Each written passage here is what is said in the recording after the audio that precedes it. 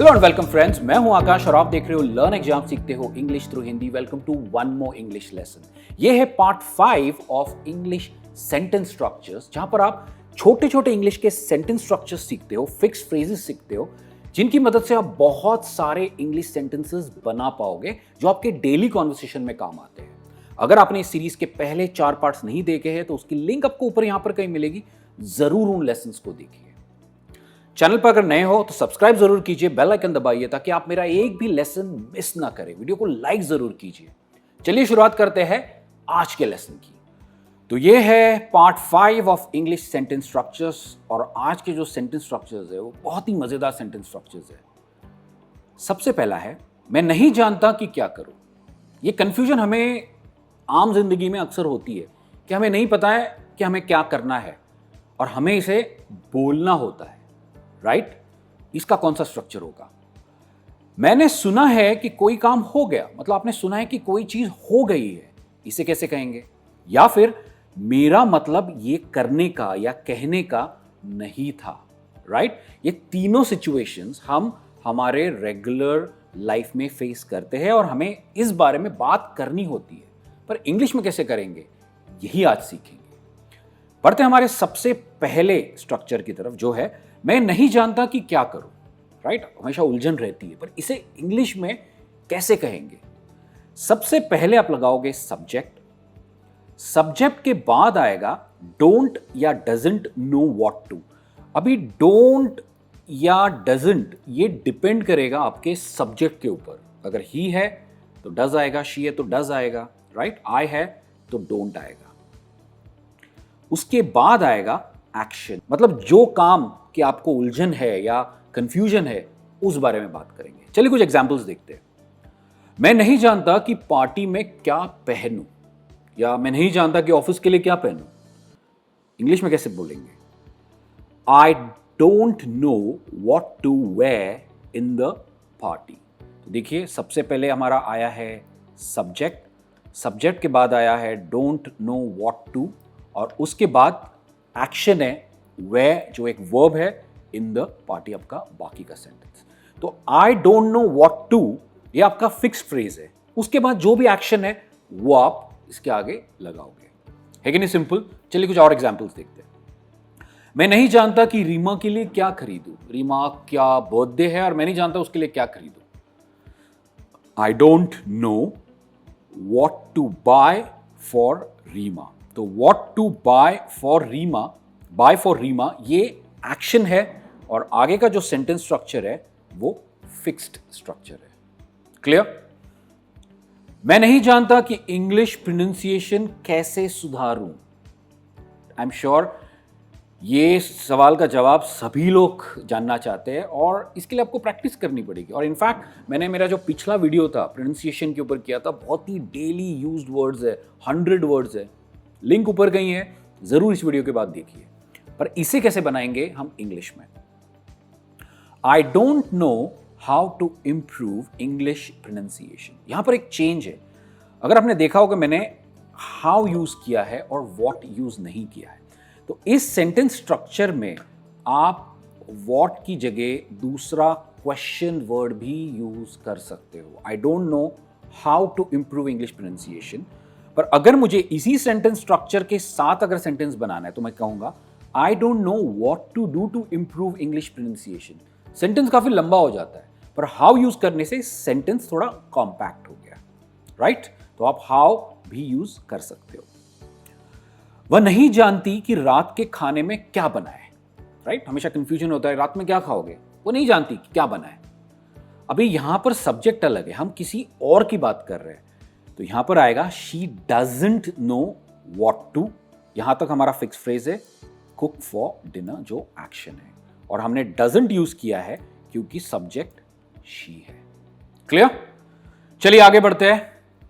यहां पर कुछ सिचुएशंस है, जैसे वेकेशन है, बहुत सारा पैसा कमाना है, वॉशिंग मशीन को बंद करना है, वजन को लूज करना है, फोन अगर गीला हो गया तो मैं क्या करूं, मैं नहीं जानता कि स्मार्टफोन को कैसे ऑपरेट करूं।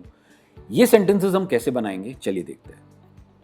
She doesn't know where to go for vacation. She doesn't know where to, action go for vacation, पर अगर आपने ध्यान दिया होगा मैंने यहाँ पर WH वर्ड जो है क्वेश्चन वर्ड वो अलग यूज किया है, वे यूज किया है। नेक्स्ट है lot of money. I don't know what to do to earn a lot of money, right? Fixed phrase और मेरी एक्शन है। अगर आप यहां पर देखो तो मैंने यूज किया है व्हाट टू डू टू। आप ये भी कह सकते हो don't know how to earn a lot of money, ये भी आप डेफिनेटली यूज कर सकते हो। He doesn't know how to stop the washing machine. How to, यहां से आपका एक्शन शुरू होता है और ये है फिक्स्ड फ्रेज। नेक्स्ट है lose weight fast. I don't know what to do to lose weight fast, या फिर I don't know how to lose weight fast. Clear? जो नेक्स्ट है अगर फोन गीला हो गया तो मैं क्या करूं, या फिर किसी को स्मार्टफोन ऑपरेट करने नहीं आता है, इन दोनों सवालों के जवाब आप मुझे कमेंट्स में लिखकर बताइए। यहां पर आपको right form of the verb use करना है, राइट? तो ये दोनों सेंटेंसेस मुझे आप कमेंट्स में लिखकर बताइए और हम बढ़ते हैं हमारे फ्रेज नंबर 2 की तरफ, जो है मैंने सुना है कि कोई काम हो गया। मैंने सुना है कि कोई काम हो गया, इसे आप बनाओगे। सबसे पहले आप लगाओगे सब्जेक्ट, सब्जेक्ट के बाद आएगा हैज या हैव, अगेन हैज आएगा या हैव आएगा, ये आपके सब्जेक्ट के ऊपर डिपेंड करेगा। That is subject plus has have that plus subject आएगा और उसके बाद आएगा action, right? Subject have has that plus subject plus action. Examples देखते हैं ताकि क्लियरली समझ में आए। मैंने सुना है कि तुम्हें एमएनसी में जॉब मिल गई है। आई हैव हर्ड दैट, आई सबसे पहले मैंने सब्जेक्ट लगाया है, उसके बाद हैव हर्ड दैट जो ये स्ट्रक्चर है, उसके बाद फिर से सब्जेक्ट है दैट इज सब्जेक्ट, और फिर got a job in an MNC action है, मतलब जॉब मिली है, राइट? सेकंड एग्जांपल देखते हैं। मैंने सुना है कि तुमने शादी कर ली। I have heard that, right? ये फिक्स्ड हमारा स्ट्रक्चर हो गया, उसके बाद हमारी एक्शन है। I have heard that you got married. हमने सुना है कि तुम्हारा रोहित के साथ चक्कर चल रहा है। वी हैव हर्ड दैट, हमने है क्यों इसलिए हमने यूज किया है we have heard that you are going out with Rohit. चक्कर चल रहा है, राइट? इसे हम इंग्लिश में कहेंगे यू आर गोइंग आउट, मतलब you are dating Rohit. Clear? उसने सुना है कि बॉस जॉब छोड़ रहा है।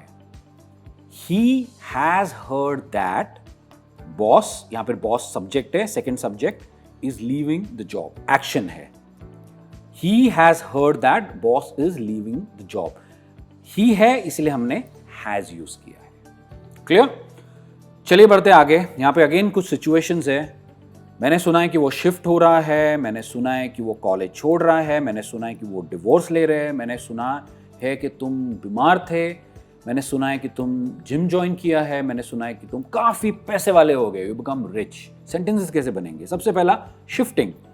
I have heard that you are shifting from Mumbai. मुझे पता चला है कि तुम मुंबई से जा रहे हो, या मैंने सुना है कि तुम मुंबई से जा रहे हो। नेक्स्ट है living college. I have heard that you are leaving college. Third है I have heard that they got divorced, क्योंकि डिवोर्स होगा तो दो जन का होगा, राइट? इसलिए हमने दे यूज किया है यहां पर सब्जेक्ट में। तो ये बेसिक आपको लॉजिक यहां पे लगाना बहुत जरूरी है। I have heard that you were unwell, right? हम आर नहीं यूज करेंगे क्योंकि अभी वो ठीक है, हम पास्ट की बात कर रहे हैं। You were unwell.